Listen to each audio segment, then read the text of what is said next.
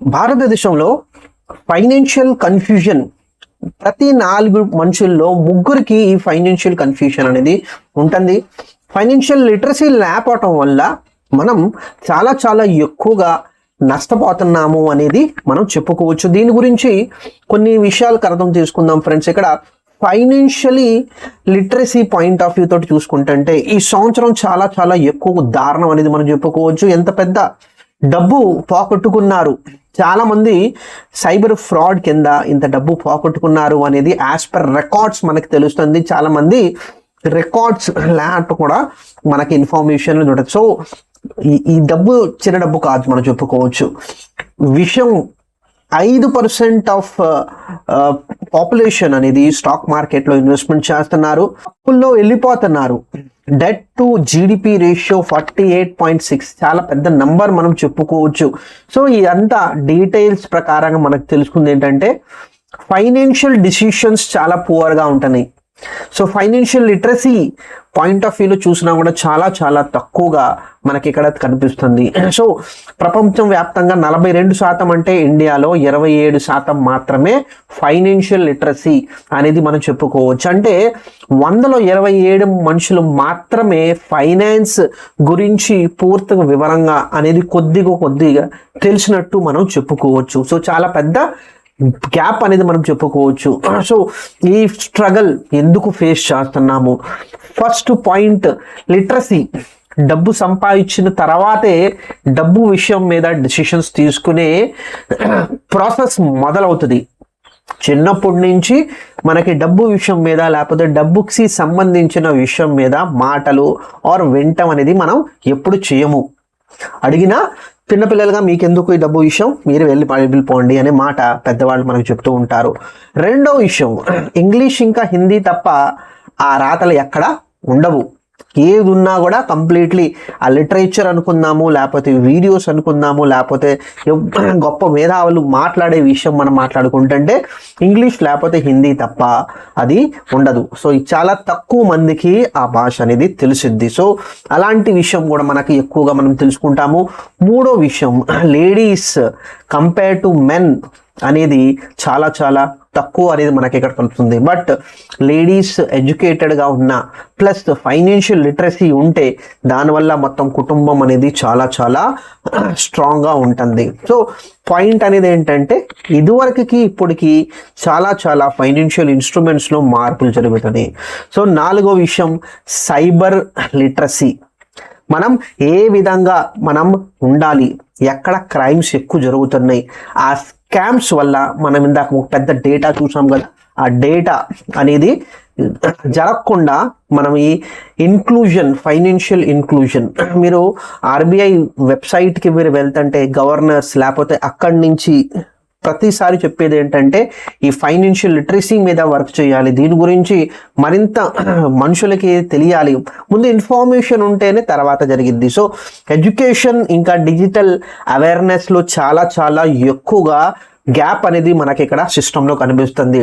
So ఈ data wise చూసుకుంటుంటే EMIs, నేను EMI గురించి ముందుగానే నేను చెప్పాను. ఈఎంఐ ఒక పెద్ద ట్రాప్ మనం చెప్పుకోవచ్చు. ప్రతిదీ ఈజీగా అవైలబుల్ చేసేసిద్ది, మీరు అఫోర్డ్ చేయలేరు. క్యాష్లో మీరు అఫోర్డ్ చేయలేనిది కూడా మనం ఈఎంఐకి వెళ్ళిపోతున్నాము. సో దానివల్ల ఏమవుతుందంటే 2019లో 32% డబ్బు ఇవాళ 50% దగ్గర అనేది ఏంటంటే ఆదాయం ఈఎంఐకి వెళ్ళిపోతుంది. సో దానికి ఇంకొక తోడు అనేది ఏంటంటే credit card. So credit card use చేసేది కూడా పెరిగిపోవటం జరుగుతుంది. సో చేతిలో డబ్బు లేదు, ప్రాబ్లం లేదు, ఈఎంఐకి వెళ్ళిపోదాము, లేకపోతే క్రెడిట్ కార్డ్ వాడుకుందాము, ఎలాగో వచ్చే నెల మనకి జీతం వచ్చింది కదా, మనం దాని నుంచి పేమెంట్ చేసేస్తున్నాము. కానీ ఇక్కడ అర్థం చేయాల్సిన విషయం ఏంటంటే 100 రూపాయలు సంపాదిస్తున్నాము, కానీ క్రెడిట్ కార్డ్ వల్ల ఇంకొక 70% అనేది ఖర్చు చేస్తున్నాము. సో 170% అనేది ఒక నెలలో ఖర్చు పెడుతున్నాము. సో ఆల్రెడీ నీకు ఇక్కడ ఒక హింట్ అనేది తెలుసుకోవాలి, 70% ఆదాయం కన్నా ఎక్కువగా నువ్వు ఖర్చు పెట్టేస్తున్నావు క్రెడిట్ కార్డ్ యూజ్ చేయడం వల్ల. సో ఇది చాలా చాలా ఇంపార్టెంట్. హౌస్ హోల్డ్ సేవింగ్, మన సేవింగ్ పర్సంటేజ్ గత 47 సంవత్సరాల చరిత్రలో మనం చూసుకుంటే ఇది చాలా చాలా డిప్ అనేది మనం చెప్పుకుంటున్నాము. సో ఇది మంచిది కాదు. సో సేవింగ్స్కి మనం వెళ్ళట్లా, మనం అప్పులకి వెళ్ళిపోతున్నాం అనేది ఒక ఇంపార్టెంట్ ఇన్ఫర్మేషన్.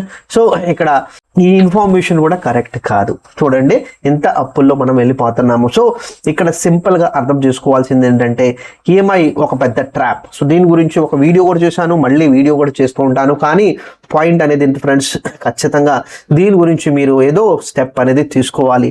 ఇప్పుడు డెట్ గురించి మనం మాట్లాడాము, ఇన్వెస్ట్మెంట్ గురించి ఎంత దూరం ఉన్నాము మనం గ్లోబల్ స్టాండర్డ్స్ కింద మనం చూసుకుంటే ఇండియాలో దాదాపు 5% ఇండియన్స్ స్టాక్ మార్కెట్లో ఇన్వెస్ట్మెంట్ చేస్తారు. గ్లోబలీ 15 to 20% రేంజ్లో మార్కెట్లో ఇన్వెస్ట్మెంట్ అనేది జరిగింది.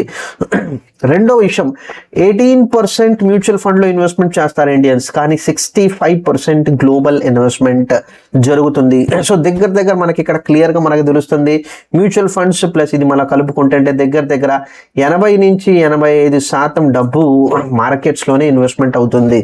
సో మార్కెట్స్ గురించి మంచి అవగాహన అనేది పెంచుకోవాలి. సో ట్రెడిషనల్ సేవింగ్స్కి మనం దూరం వెళ్ళాలి. ఎందుకంటే మన ఫ్యూచర్ సెక్యూర్ ఉండాలంటే మనం ఇవాళ జాబ్ చేసినప్పుడు లేకపోతే మనం ఎంతసేపు మనం సంపాదిస్తామో అంతసేపు వెల్త్ క్రియేట్ చేసుకోవాలి. రిటైర్మెంట్ సెక్యూరిటీ లో ఇన్వెస్ట్మెంట్ పార్టిసిపేషన్ తోటి జరగదు. మనం రిస్క్ తీసుకోవాలి, క్యాల్కులేటెడ్ రిస్క్ తీసుకోవాలి, రిస్క్ని కరెక్ట్గా అర్థం చేసుకోవాలి. సో ఇన్వెస్ట్మెంట్ అనేది కరెక్ట్గా ఆలోచనతోటి మనం ముందుకెళ్ళాలి. ఆ ఆలోచన లేకపోవటం వల్ల మనకు ప్రాబ్లం సైబర్ ఫ్రాడ్ క్రైసిస్ చాలా పెద్ద ప్రాబ్లం మనం చూస్తున్నాము.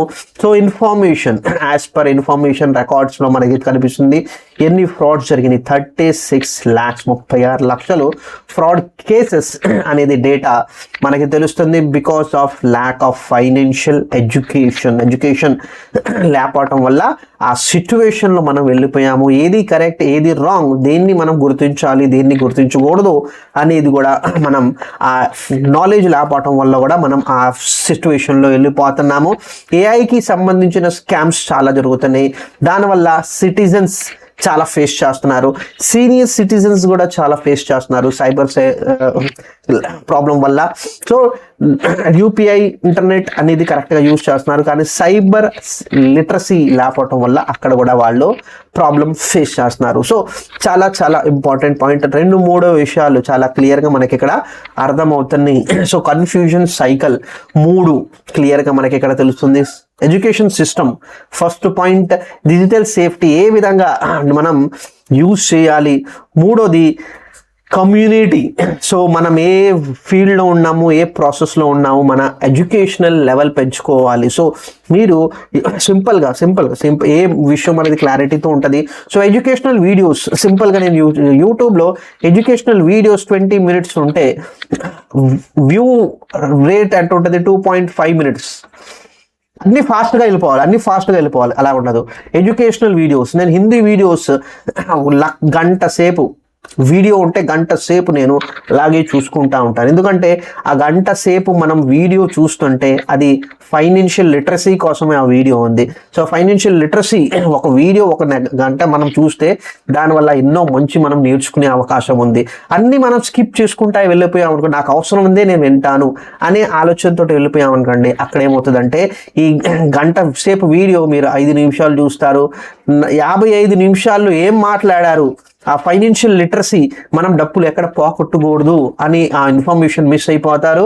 మళ్ళీ ఆ సిచ్యువేషన్లో ఆ స్టేజ్లో మనం వెళ్ళిపోతాము. సో లిటరసీ అనేది మనం చిన్నగా స్కూల్లో నేర్చుకోవాలి, పుస్తకాల్లో చదవాలి, లేకపోతే నేర్పే వాళ్ళ దగ్గర ఖచ్చితంగా 100% చక్కగా నేర్చుకొని ముందుకెళ్ళండి అనేది నేను మీకు చెప్తాను. సో డెఫినెట్లీ ఫ్రెండ్స్, ఈ పర్టికులర్ వీడియోస్లో నేను ఖచ్చితంగా మీకు నాలెడ్జ్ ఇవ్వటానికే నేను ముందు వచ్చాను. సో ఆ పాయింట్ ఆఫ్ వ్యూ తోటి మీరు జాగ్రత్తగా విషయాల్ని అర్థం చేసుకొని ఆ రాంగ్ స్టెప్ వెళ్ళకుండా ఉండటానికే మనం ఈ వీడియోస్ చేస్తున్నాం. ఫ్రెండ్స్ సబ్స్క్రైబ్ చేయండి, నాలెడ్జ్ అనేది కూడా పెంచుకుంటా ఉండండి అనేది కోరుకుంటా నేను క్లోజ్ చేస్తున్నాను. Friends thank you very much.